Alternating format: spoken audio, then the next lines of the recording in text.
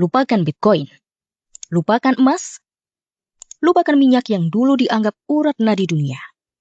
Ada sesuatu yang lebih tua dari semuanya. Lebih suci, lebih mutlak. Air. Selama ribuan tahun ia dianggap anugerah. Sekarang ia sedang dijadikan aset. Para miliarder dan korporasi global tidak menunggu krisis datang. Mereka merancangnya karena di dunia yang haus, kekeringan adalah peluang. Mulai tahun 2020, air resmi diperdagangkan di bursa berjangka Chicago. Seperti gandum, seperti minyak, seperti mata uang. Satu langkah kecil di atas kertas, tapi itu menandai perubahan besar dalam sejarah manusia. Air kini memiliki harga. Dan di dunia yang penuh dengan krisis buatan, apapun yang punya harga bisa dikontrol. Pertanyaan bukan lagi siapa yang menguasai air, tapi siapa yang menguasai kelangkaan.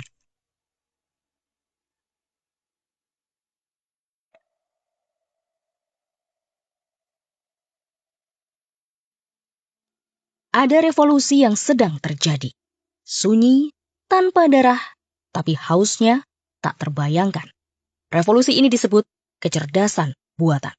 Dan ia menelan air seperti monster yang tak pernah kenyang. Satu pertanyaan sederhana yang kamu ketik di chatbot terlihat ringan. Tapi di baliknya, sekitar 500 ml air menguap hanya untuk menjaga mesin tetap dingin saat berpikir.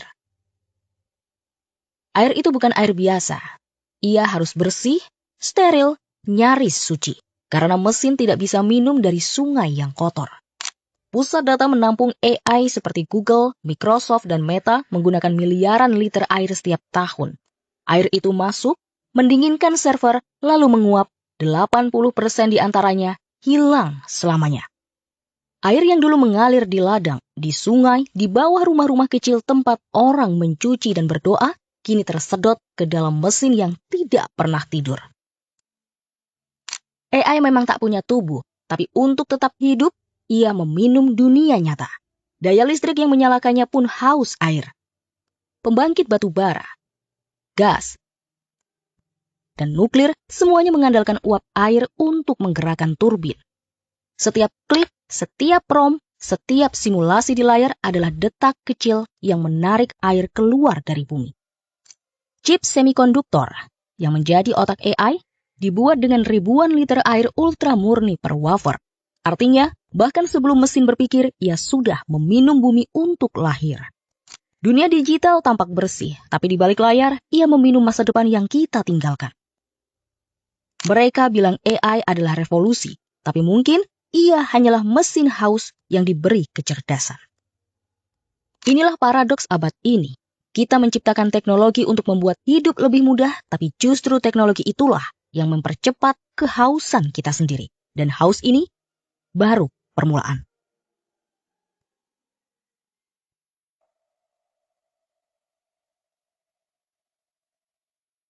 Air menutupi 71% permukaan bumi, tapi yang benar-benar bisa kita minum kurang dari 1%. Itulah seluruh cadangan air tawar umat manusia. Dan persentase kecil itu kini menyusut setiap hari. Dunia sedang menghadapi darurat air, bukan ramalan, tapi fakta yang kini sedang berjalan di depan mata. Laporan PBB dan Bank Dunia memprediksi pada tahun 2030, dunia akan menghadapi defisit air global sekitar 40%. Artinya, kebutuhan kita akan air akan jauh lebih besar daripada yang tersedia di bumi. Sebagian besar akuifer, lapisan air bawah tanah yang menopang pertanian dan kehidupan manusia telah mencapai titik kritis. NASA menemukan 21 dari 30 juta akuifer terbesar di dunia kini terkuras lebih cepat dari kemampuan alaminya untuk pulih. Air tanah yang dulu menjadi cadangan diam-diam manusia kini dipompa tanpa kendali untuk industri, irigasi, dan kota-kota besar. Ia diambil, dikeringkan, dan tak pernah kembali. Perubahan iklim memperparah segalanya. Musim kemarau memanjang, curah hujan menjadi tak menentu, gletser mencair di pegunungan Himalaya, sumber air bagi ratusan juta orang di Asia. Krisis ini tidak lagi bersifat lokal, ia telah menjadi global. Cape Town di Afrika Selatan nyaris kehabisan air pada tahun 2018, sebuah hari yang disebut Day Zero. Setahun kemudian, Chennai, kota terbesar ke-6 di India, benar-benar mencapainya. Air berhenti mengalir, ratusan ribu orang antri berjam-jam hanya untuk menunggu truk tangki lewat. Air, hal yang paling sederhana dalam hidup manusia, telah berubah menjadi garis pemisah antara mereka yang hidup dan mereka yang bertahan. Krisis ini tak hanya menciptakan kekurangan, tapi juga konflik. Mantan Wakil Presiden Bank Dunia Ismail Serageldin pernah berkata, jika perang di abad ke-20 dipicu oleh minyak, maka perang di abad ke-21 akan dipicu oleh air. Dan ia benar. Lebih dari 1.300 konflik air telah tercatat dalam 2 dekade terakhir. Dari Sudan, Suriah, hingga perebutan sungai Colorado di Amerika Serikat. Air telah menjadi senjata baru. Satu bendungan bisa memutus kehidupan satu bangsa. Satu sungai bisa menentukan siapa yang akan bertahan saat bumi mengering. Inilah paradoks paling gelap dari peradaban modern. Kita bisa mengirim roket ke Mars, tapi tidak bisa menjamin setiap manusia mendapat segelas air bersih. Sementara sebagian dunia tenggelam oleh banjir, sebagian lainnya perlahan mati karena haus. Krisis ini bukan sekedar bencana alam, ia adalah bencana desain. Kita tahu, defisit ini akan datang. Kita memprediksinya, kita bahkan memberinya nama The Global Water Gap. Dan seperti semua krisis dalam sejarah, ada yang bersiap di baliknya. Bukan untuk mencegah, tapi untuk memanfaatkannya. Mereka menyebutnya kekeringan. Tapi bagi sebagian orang, inilah peluang emas.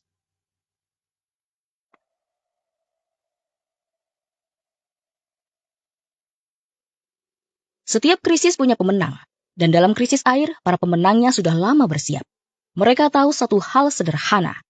Ketika sesuatu yang esensial menjadi langka, yang pertama kali memonopoli akan menguasai masa depan. Bertahun-tahun sebelum kata defisit air menghantui dunia, para Taipan diam-diam mengalihkan investasi mereka.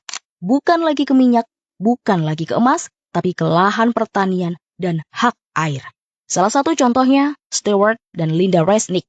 Pasangan miliarder agribisnis ini menguasai ladang almond dan pistachio terbesar di California. Dengan menguasai lahan, mereka otomatis menguasai air di bawahnya. Namun langkah terbesar mereka bukan di ladang, melainkan di bawah tanah. Tahun 1994, Resnick mengambil alih Kern Water Bank, salah satu cadangan air bawah tanah terbesar di California. Transaksi itu berlangsung senyap, hampir tanpa pengawasan publik. Kini, mereka memiliki 57% saham dari bank air tersebut. Dalam dunia yang haus, kepemilikan seperti itu bukan sekedar bisnis, itu adalah bentuk baru dari kekuasaan. Nama lain muncul di peta kepemilikan air, Bill Gates. Pendiri Microsoft ini bukan hanya raksasa teknologi, tapi juga pemilik lahan pertanian pribadi terbesar di Amerika Serikat. Lebih dari 108.000 hektar lahan tersebar di berbagai negara bagian. Di bawahnya, 191 sumber aktif menyimpan air yang menjadi denyut bagi seluruh sistem irigasi. Mereka menyebutnya diversifikasi aset. Tapi yang sebenarnya diamankan bukan tanah, melainkan hak air. Karena di Amerika, air bukan milik semua orang. Ia melekat pada tanah, dan tanah itu kini milik mereka. Di sisi lain dunia, negara-negara kaya minyak juga ikut dalam permainan ini. Arab Saudi dan Uni Emirat Arab berinvestasi besar-besaran dalam pertanian di Afrika dan Asia. Mereka membeli tanah subur di Ethiopia, Sudan, dan Pakistan, menanam gandum dan padi, lalu mengekspornya kembali ke negaranya sendiri. Tapi air untuk menanam itu berasal dari sungai dan waduk milik penduduk lokal. Mereka menyebutnya impor air virtual. Air yang seharusnya menghidupi satu bangsa berpindah diam-diam ke tangan bangsa lain melalui butiran beras dan hasil panen. Di balik semua itu, nama-nama besar keuangan dunia ikut menanamkan modalnya. BlackRock, UBS, Goldman Sachs. Mereka menciptakan dana investasi air, membeli saham perusahaan pengelola sumber air, dan kini mengendalikan harga pasokan di tingkat global. Bagi mereka, air bukan sumber kehidupan. Air adalah instrumen keuangan. Ketika permintaan naik dan pasokan menurun, mereka tidak melihat tragedi. Mereka melihat profit margin. Air, sesuatu yang tak pernah punya musuh, kini menjadi aset yang bisa diperdagangkan di pasar berjangka Chicago. Di tempat yang sama di mana harga gandum, minyak, dan logam ditentukan. Dan di situ, hak manusia paling dasar berubah menjadi angka di layar.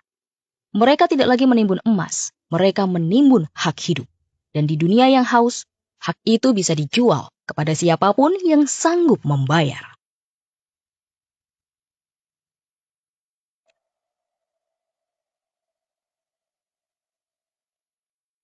Kita hidup di zaman di mana segalanya bisa dijual, bahkan yang seharusnya tidak bisa.